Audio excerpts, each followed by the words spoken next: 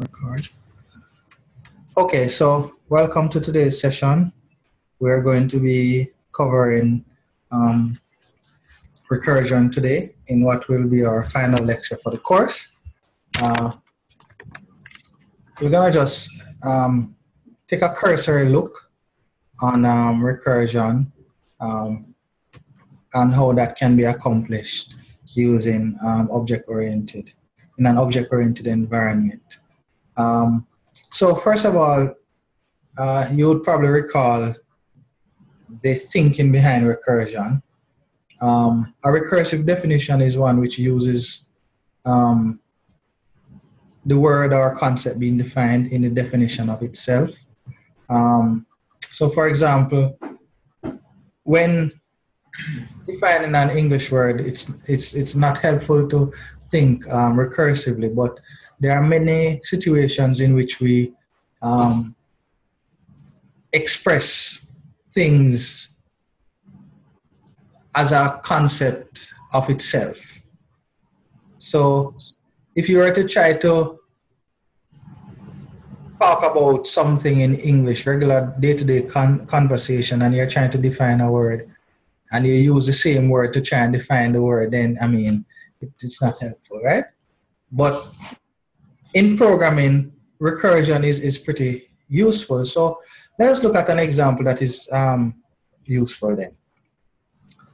Consider a list, yes? We can say that a list can be defined in terms of itself, right? If we were to think about a list as of having either one item or one item followed by a list of other items. Yes? So in this example, a list that has 24, 88, 40, and 37, right, is a number which could be 24, or it could be a number followed by a comma, followed by a list, right? Now, just by thinking about this, you realize that we have defined it in terms of itself. Yes? So here, the example is given of how a list can be just a number, followed by the comma, as you see here, followed by a subsequent list. Now, if we take on that decision, that definition, we recognize that there are certain elegant things that we can do naturally when we are coding. Now, in general, though, we have to be careful of ensuring that any function that we write, any recursive definition we have, has something in it that will essentially mean that the values that are being checked will eventually reach a point where it doesn't meet some criteria, and therefore you can stop. And then that criteria is usually set out in what is called the base case. Okay? So your base case usually has something that determines when do I stop repeating, or where do I stop in this whole operation, right? If you don't have that, then your recursive definition will continue infinitely, right? Until you run out of memory or you damage some data, all right? Now, you might have had this experience when you're writing while or for loops, where the loop continues into eternity and you have to terminate it manually. Now, just a few examples. Let's think about factorial, for example, which I'm sure your math experience would have exposed you to, all right? And factorial for any positive, of course, factorial is defined for positive values, but positive integers. And factorial is defined to be the product of all the integers between 1 and n, inclusive, right, of both 1 and n. So this can be expressed, of course, recursively, so that we can find the factorial of 1, which is always when we're going to stop, and the factorial of 1 is a value 1. But the factorial of n is the value of n multiplied by the factorial of n minus 1. So now we have reused factorial, right, to define factorial. Yes, so n factorial is defined in terms of n minus 1 factorial. Yes?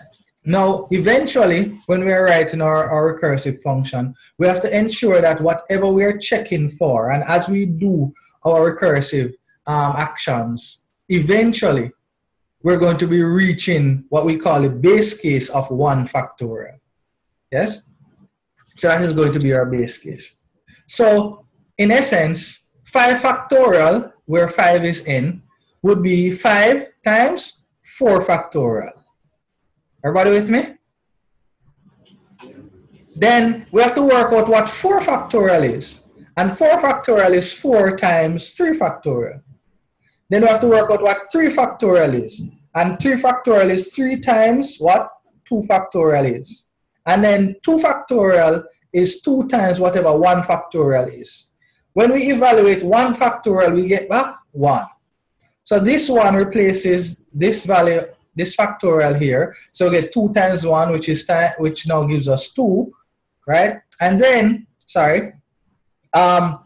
we are able to multiply 3 by whatever the value of 2 factorial is, which is 2, that gives us 6.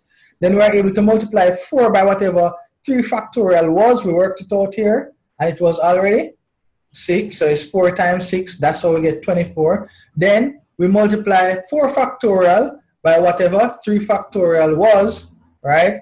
And we keep doing that until we reach the actual result of 5 factorial. Yes? Now, this is kind of how the execution takes place. But at least you can also see that at every step, factorial uses its own definition, right?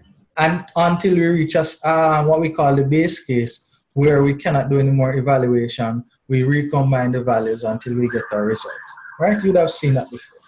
So, here's a quick check. What would be the recursive definition of 5 times n, where n is greater than 0? Anybody wants to guess?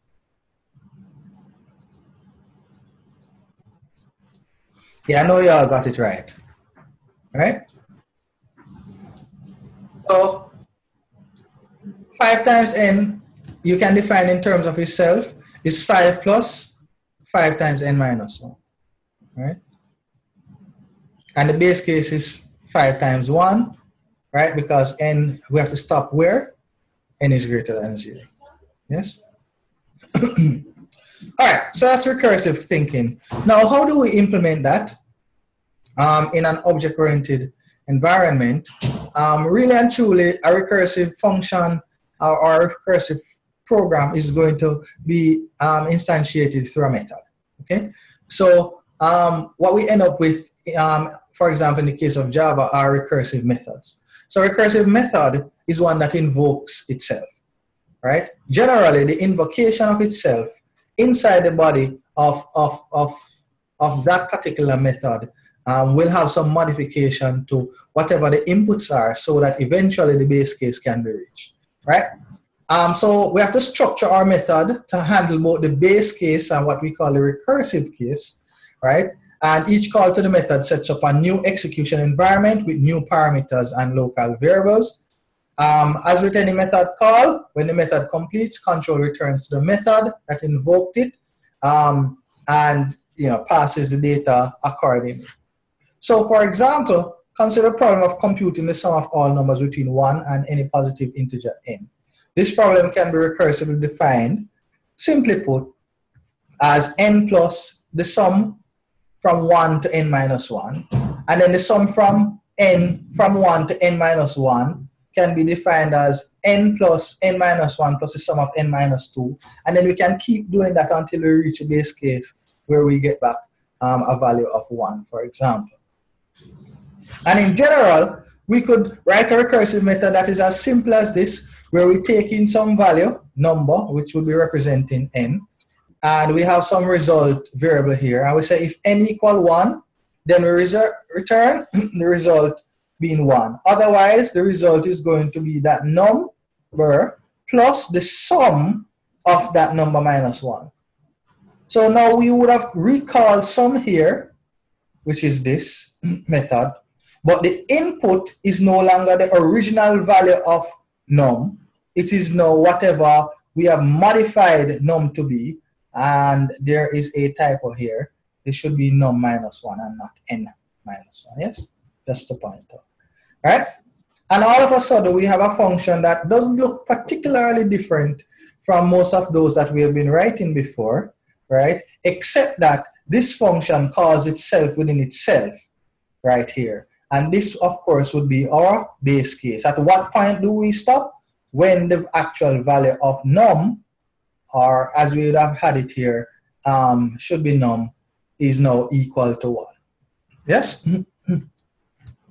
And I'm sure you're going to run this and realize the same kind of pattern that we did for factorial, where when we call it, for example, with 10, it will call some with 3, then some with 2, then some with 1, then some with 1 is going to return you 1 as the result. And then that is added to the result. As you see here, num is added to the result of the call to this function. So in each stage, we're adding the result to whatever value we get back from sum until we add up. And the actual value that is returned from sum is passed back to main, because as you realize, this method, well, we didn't actually show you all the code, but this method would probably be called by main, whether it is an instance of a class that has this method in it or it's static, right? Inside your Java class, you would have invoked this method. And so when this is finished, it will return an integer, which represents this result here that you're seeing going back to me, right? Now, not because recursion can be used to solve a problem means that it's always suitable. There are many problems, there are many examples of things that you will be doing that iteration is a better way of doing it, because it's either simpler or a little bit more efficient, more elegant. But in general, some problems lend themselves more to recursive solutions, while some are more iterative, right? You have to sit and decide for yourself whether or not a recursive method is more appropriate or better for a particular thing that you're trying to do. There's also the idea of indirect recursion, where a method invokes itself. Well, a method is invoked by another method, which eventually invokes the prior method. So let's think about method 1 could invoke method 2, which invokes method 3. Now, inside method 3, there may be an invocation of method 1. So all of a sudden, before we can get back to method 1, we call back method 1. And that's an example of indirect recursion. You have to make sure that you exercise some care, because there are so many sequences of calls that eventually result in the recursive call. It becomes a little bit difficult to trace and debug, rather than in a simplified example where, for example, here with sum, you have a call to itself within its body. Yes? What we're talking about is, for example, we would have called another function here, and then that other function calls another function, and then inside that other function that is called, it calls back sum.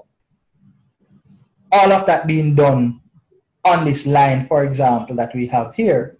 And that would make it an indirect recursion. And then you realize now it becomes hard to trace that, because now you have to go inside all of those other subsequent methods before the recursive call occurs to try and figure out something if something is going wrong. Yes? So you have to be very careful with that. And here's an example of what we're talking about. So M1 can call M2, which calls M3, and M3 now calls back M1, which calls M2, then calls M3, and that calls back M1, and that keeps going around. Yes? And of course, it's only when M3 reaches an exit point, it passes back to M2, back to M1, and so on. And so our value comes right back up to M1, which was the initial caller. Yes? How do we use recursion? There are many ways to use recursion. There are a few examples here which we won't talk too much about. But you see, for example, we can use recursion in several different ways. This is just an example of building a maze where you're passing a row and a column, right? And based on the size that you want to develop, then you recall the build row or build column accordingly. There's another example of the Towers of Hanoi, which is a puzzle made up of some vertical pegs. We're trying to get all the pegs to move from one to the other, to the end, with a particular configuration, without having the broader pegs must always be holding up the higher up pegs. In general, it is established that iterative solution to Towers of Hanoi is quite complex, and so a recursive solution can make it particularly simpler. For example, as we have defined here, we have solve towers, which has a main function, and then we could basically define solve Towers of Hanoi, which are making up my initial class, and then move tower, right, and move one disk. Sorry, move tower is really the most important part here, because what we're saying here, move tower is going to be moving depending on what you're passing as the variables here. So move tower takes in the number of disks. We move one disk from a start point to an end point, and that is now kind of our base case where we're going to stop. Otherwise, we're going to be either moving the disk, moving the start and the end, and moving the disk again. So essentially what we do is we change where we start from, and we change where we're ending. And in the context of that, we basically pass in those values again. Yes, modifying as we go along, which is pretty straightforward and simple. Another example which you can use is generating graphics. So here's an example where we can just use recursion to draw some images on a screen in the following format, where we draw smaller to larger images and places them in different points on a particular screen. Now, granted, maybe in thinking about drawing images on a screen, we wouldn't be thinking recursively, right? But the point is made that if we need to repeat, once we think about repetition, we always have the option of iteration or recursion. And then we start to think about, okay, which of them might be better, right? Do we need certain things that don't lend itself to being implemented easily using recursive methods? Or are there things that might be better implemented using recursive methods? And so those decisions have to be made, but we want you to be aware. Another example, fractals, geometric shapes made up of the same pattern. This is another one that is so often used to demonstrate recursion, where all they're really doing is drawing the same shape in a different location. So in a sense, until you run out of space, right, all you need to do is to draw the same thing. So for example, we can do this using some of the things that we have already discussed in GUI programming, where we can generate nice images, yes, like these, where of course we see this one here. It's basically open triangles, this a little bit smaller. So here are we being able to generate these pictures or these lines repeatedly in different locations, and that actually is done recursively. Yes?